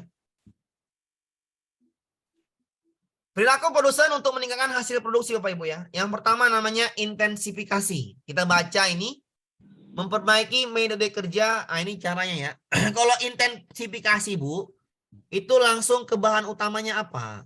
Misalnya Ibu nanam padi. Padinya ganti dengan padi lain, bibit unggul, itu namanya intensifikasi ya. Misalnya pupuknya ibu nanam sawit. Pupuk yang pertama pupuk subsidi. Nggak bagus buahnya, ibu ganti pupuk mahal. Itu namanya intensifikasi. Ya. Intensifikasi. Kalau dia ekstensifikasi, ini satu soal Bu ya, satu soal.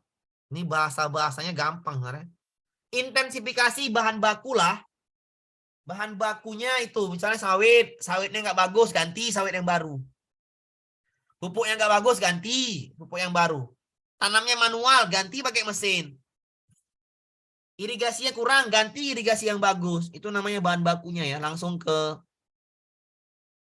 tanamannya. Kalau ekstensifikasi, ini adalah menambah faktor-faktor produksi. Misalnya, ibu punya lahan sawit 8 hektar. Panennya pakai apa? Satu mesin, nggak cukup. Satu orang nggak cukup. Tambah tenaga kerjanya. Yang panen 8 orang, cukup. satu hektar, satu orang. Yang dulunya ibu punya 1 hektar, 1 orang cukup panen. Kalau 8 hektar, 1 orang kelamaan. Pakailah ekstensifikasi, tambah tenaga kerjanya. Atau yang dulunya ibu punya usaha jahit tas-tas atau baju-baju, cuman 1 mesin jahit. Sekarang biar banyak yang pesan, tambahlah tenaga kerjanya, tambah mesin jahitnya. Itu namanya ekstensifikasi. Ya, di luar dari bahan bakunya ya.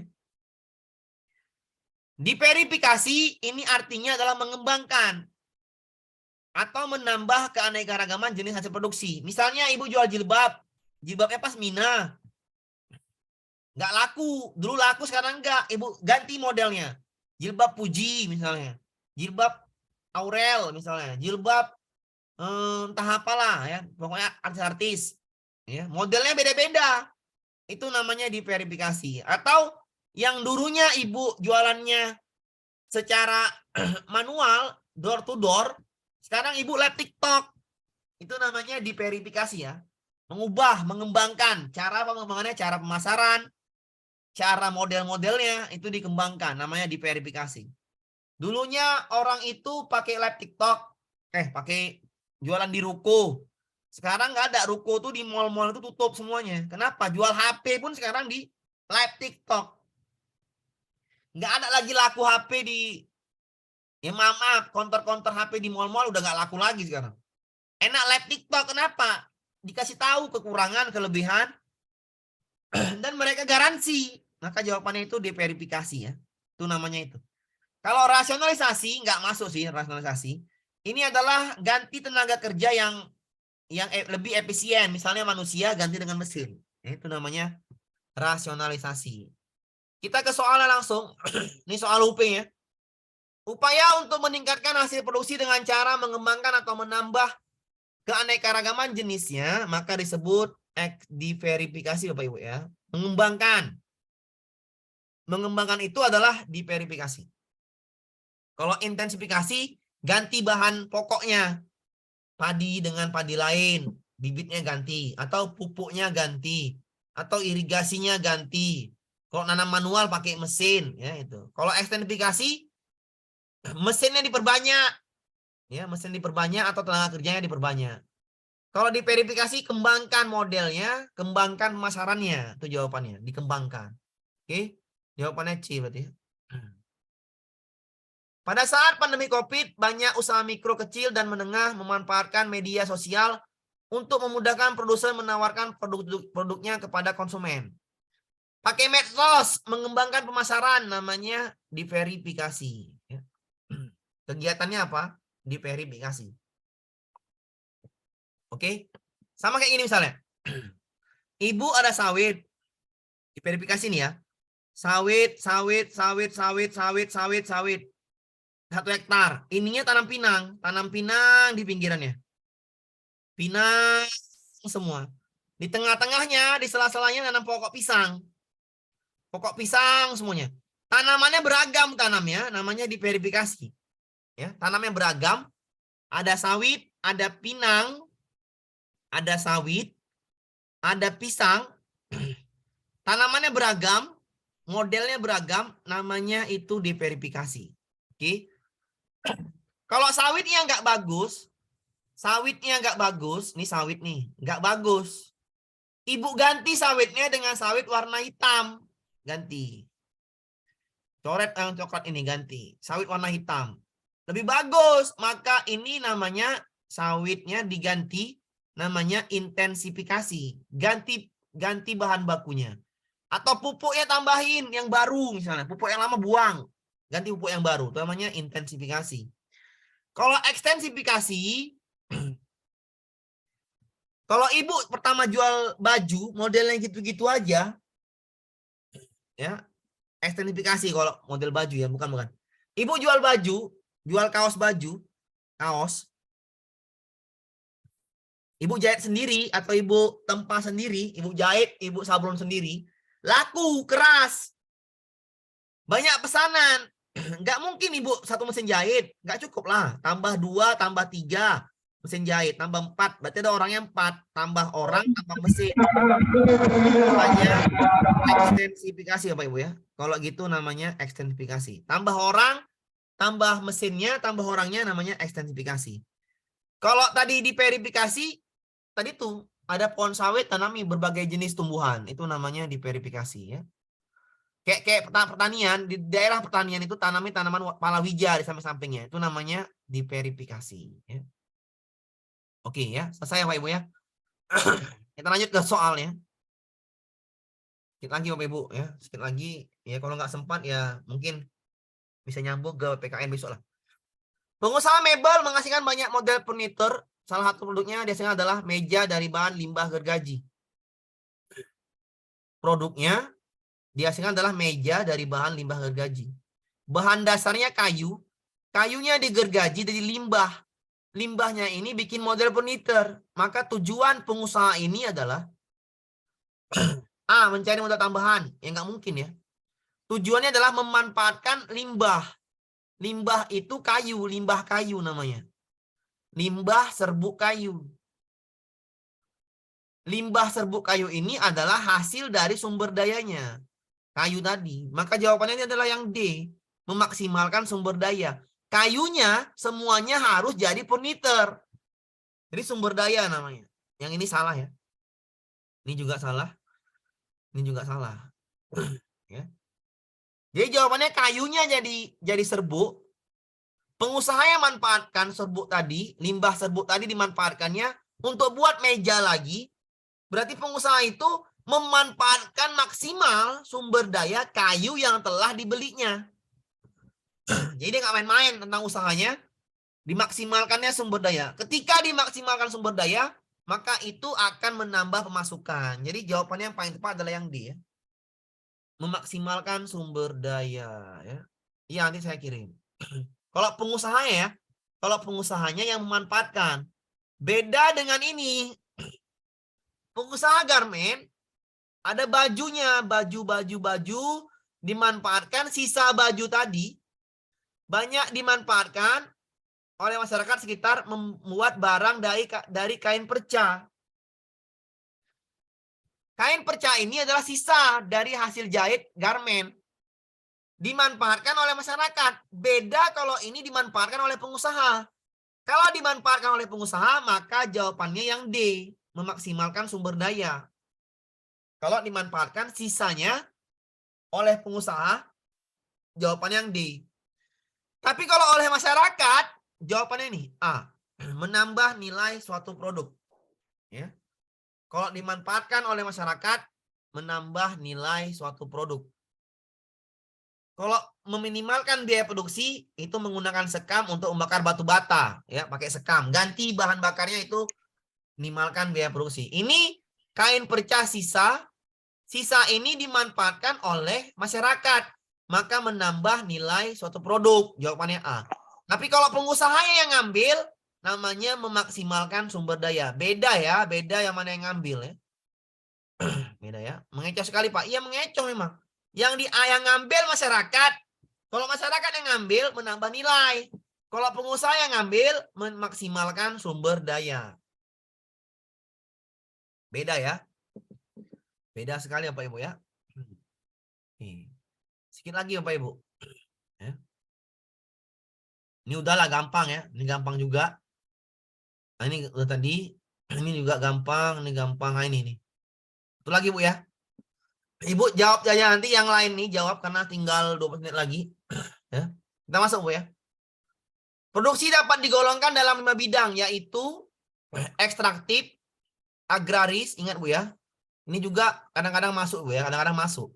Ekstraktif, agraris, industri, perdagangan, dan jasa. Ya, saya nggak tahu mana yang masuk karena ini yang masuk kalau nggak perilaku usaha, maka perilaku produsen tadi diverifikasi atau perilaku konsumen seperti ini. Ya, intinya di situ adalah perilaku produsen dan konsumen. Ya, ini juga kadang-kadang masuk, kadang-kadang enggak. Ya. Tapi kan kita ajari semua kenapa? Karena kisi-kisinya itu mengarah ke situ perilaku konsumen dan produsen.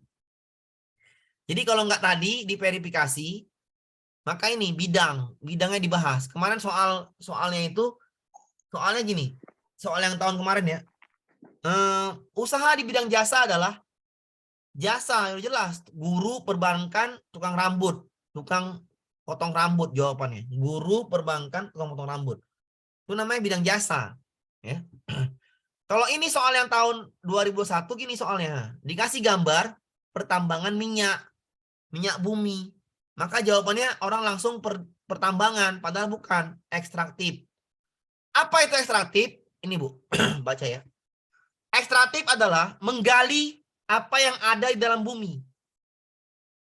Di dalam bumi dikeluarkan, sumber dayanya dikeluarkan, itu namanya ekstraktif. Misalnya Ibu mengambil batu bara, mengambil pasir, mengambil emas, mengambil aluminium, perak, bahan tambang, diambil minyak bumi, diambil dari bumi, itu namanya ekstraktif. Contohnya adalah pertambangan.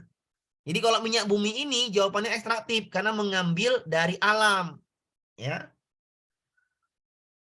Kalau agraris itu adalah bidang yang memanfaatkan tanah.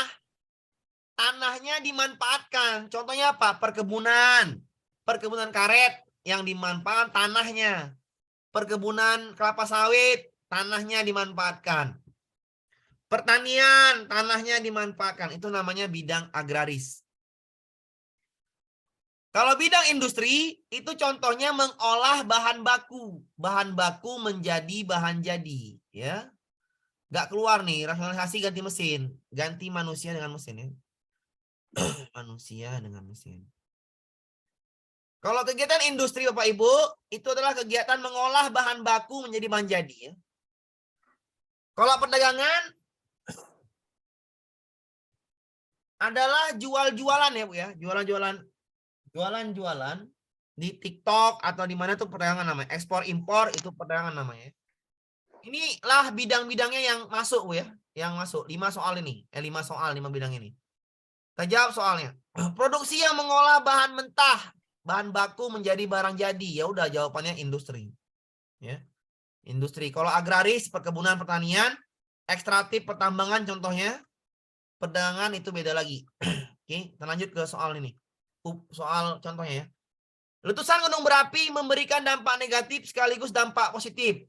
Selain bencana, erupsi gunung berapi menghasilkan pasir, kerikil, dan batuan. Hasil erupsinya menjadi berkah bagi penduduk sekitar gunung api. Berdasarkan bidang usahanya, ingat bidang usaha ada 5 Bapak Ibu ya. Ekstraktif, agraris, industri, perdagangan, dan jasa. Dimanfaatkan penduduk untuk mengambil pasir, kerikil, dan batuan. Ini adalah sumber daya alam diambil. Maka ini kegiatannya jawabannya bukan yang A ya, pertambangan. Kalau nggak tahu ini maka jawabannya semua yang A, pertambangan. Udah pasti itu. Jawabannya yang A. Pertambangan pasir, kerikil, dan batuan. Jawabannya ini Pak A. Padahal diminta bidang usaha ada 5. Ekstraktif, agraris, industri, perdagangan, dan jasa. Maka jawabannya yang E. Ya. Jangan yang A. Salah. Ya yang A. Iya Bu, yang tadi pakai logika ya. Tadi ini enggak. Oke ya, sekali lagi Pak Ibu ya. Pemerintah berupaya mengendalikan harga barang dan jasa memiliki kecenderungan mengalami lonjakan harga yang tinggi melalui kebijakan subsidi. Lonjakan harga melalui kebijakan subsidi. Pengaruh kebijakan subsidi adalah, ingat Bu, kebijakan subsidi ini adalah di bahan bakar Bu ya, bahan bakar. Bahan bakar itu adalah biaya produksi. Biasanya subsidi ini terjadi di minyak bumi atau di gas alam ya. Jadi biasanya subsidi ini adalah bahan bakar. Bahan bakar itu adalah penurunan biaya produksi. Jawabannya E. Sekarang ini kan dicabut subsidi. Subsidi dicabut, harga pertalit jadi 10.000. Itu menaikkan biaya produksi namanya. Oke, E ya, jawabannya E. Subsidi adalah menurunkan biaya produksi. Itu kebijakan subsidi. Saya nggak tahu soal mana yang keluar, saya bahas saja itu arti-artinya. Kalau soal ini gampang, kayak tadi. Kenapa berdasarkan faktor yang mempengaruhi tidak meratanya persebaran penduduk Indonesia adalah orang Jawa itu nggak mau pindah, jarang mau pindah ke daerah tertentu. Kenapa? Karena di Jawa tadi saya bilang tanahnya subur, dekat dengan pemerintah, dan dekat dengan pendidikan. Inilah jawabannya. Kenapa itu orang Jawa, di Pulau Jawa itu banyak orang? Karena tanahnya subur, dekat dengan pemerintah dan pendidikan. Cari jawabannya. Karena faktor yang mempengaruhi tidak meratanya persamaan penduduk adalah ini. Subur, pemerintah, dan pendidikan. Jadi jawabannya yang A. Sekali lagi, kenapa tadi di Jawa itu banyak ramai penduduk yang nggak mau pindah? Tetap di Pulau Jawa lah. Karena di Jawa adalah tanah paling subur di seluruh dunia ini. Ya. Nggak ada tanah yang lebih subur dari tanah Pulau Jawa tuh nggak ada, Bapak Ibu. Kenapa? Karena banyak gunung berapinya. Jadi tanah tersubur di dunia ini ada di Pulau Jawa. Contohnya apa? Contohnya misalnya kemarin itu ada viral itu. Nanam cabai Sulawesi. Di Sulawesi cabainya kurang banyak hasilnya. Di Jawa makin banyak hasilnya karena tanah tadi subur. Jawa tanahnya paling subur di dunia, kalau saya bilang di dunia ya. Nggak ada tanah yang melebihi tanah Jawa. Oke. Oke Pak Ibu ya, sudahlah ya. Sudah 9:30. Saya ucapkan terima kasih Bapak Ibu yang telah menonton yang ini. Ya, izin bertanya Pak, silakan. Silakan Pak yang mau bertanya. Sebelum kita masuk ke soal. Saya Sebelum kita izin masuk ke bertanya, ya silakan Pak. saya kurang mengerti di tadi kegiatan produsen yang contoh soalnya yang pada saat pandemi COVID itu. Oke, oke. Ini Pak ya. Ya, kan di catatan nih Pak. Tar. Ini Pak ya. Tar, teman. Ini ya, ini nih. Nah itu Pak. Ya, silakan Pak. Kan kalau di catatan itu materinya tentang perilaku produsen itu ada Ini nih. diversifikasi ya Pak. Ya, ini. Nah, ini kan di sertifikasi itu kan meningkatkan hasil produksi ya Pak dengan cara mengembangkan atau menambah keanekaragaman jenis. Sementara di soal tadi tidak ada kata yang tertuju Oke. kepada keanekaragaman. Tadi saya bilang Pak ya, oke, saya udah paham. Tidak ada bahasa sini adalah keanekaragaman jenis Pak ya. Iya. Ya, oke. Oke. Bapak mau jawab apa nih? Tadinya saya ke marketing digital jadi pemasaran. Oke, oke, paham saya ada. Oke. Oke, kegiatan produsen itu hanya ini Pak. Perilaku produsen untuk meningkatkan hasil produksi ada 4. Intensifikasi, ekstensifikasi, diverifikasi, rasionalisasi. Oke. Memanfaatkan medsos untuk memudahkan produsen. Berarti ini kan kegiatan produsen Pak ya. Iya. Jawabannya mau nggak mau ya ini nggak ada kegiatan produsen. Itu cara logika simple ya. Simpelnya aja. Oke, ini simple dulu Pak ya. Oh iya, iya. Simple dulu. Jawabannya nggak ada yang mengarah kemari. Kenapa? Karena jawabannya cuma 4. Intensifikasi, ekstensifikasi, diverifikasi, rasionalisasi. Ya. Jadi jawabannya nggak ada. Yang 4 itu cuma 1 yang A. Diverifikasi. Paham Pak ya? Ya. Simpelnya itu jawabannya. Ya, simpelnya itu. Kalau logika yang berpikirnya seperti itu langsung jawaban A. Tapi kalau penjelasan lebih mendalam, perhatian Pak. Mengembangkan atau menambah model itu mengembangkannya Pak jenisnya banyak Pak. Mengembangkan model boleh. Mengembangkan keanekaragaman tadi saya bilang. Ya. Tadi saya bilang kalau ada pohon 1 hektar tambah semua nih pohonnya banyak sawit, pisang, pinang itu juga diverifikasi ya. Atau di padi tadi tambah tanam tanaman palawija misalnya di sebelah-sebelahnya. Boleh. Itu juga diverifikasi. Sekarang ini, diverifikasi zaman sekarang ini mengubah jualannya menjadi live TikTok. Medsos, mengembangkan dalam hal pemasarannya. Itu juga diverifikasi namanya. Diverifikasi itu mengembangkan dengan cara yang berbeda. Dengan perkembangan zaman, namanya diverifikasi. Kalau sekarang, live TikTok. Oke Pak, paham Pak? Oh iya, paham, Jadi Pak. mau nggak mau, jawabannya yang A juga, simpelnya gitu. Karena yang B bukan perilaku produsen, C bukan, D bukan, E bukan. Jawabannya diverifikasi. Ya, mau nggak mau ke A juga. Jadi Pak, kalau gini ya, kalau ada diverifikasi, cuman nggak ada lagi jawaban yang lain, ya udah jawaban itu, udah pasti. Oke Pak, paham Pak? Paham, Pak. Oke ya. Oke ya, kita akhiri Bapak Ibu ya, besok PPKN. Saya ulangin, nanti diulangin aja nih yang bawah-bawah nih. Tinggal dibandingkan aja Bu dengan jawaban Ibu, tinggal 2 lagi ya. Saya akhiri, Assalamualaikum warahmatullahi wabarakatuh. Sudah jam 9:30. Waalaikumsalam. Waalaikumsalam warahmatullahi wabarakatuh. Terima kasih Pak Amir. Waalaikumsalam. Terima kasih. Terima kasih, Salam Pak satu. Amir.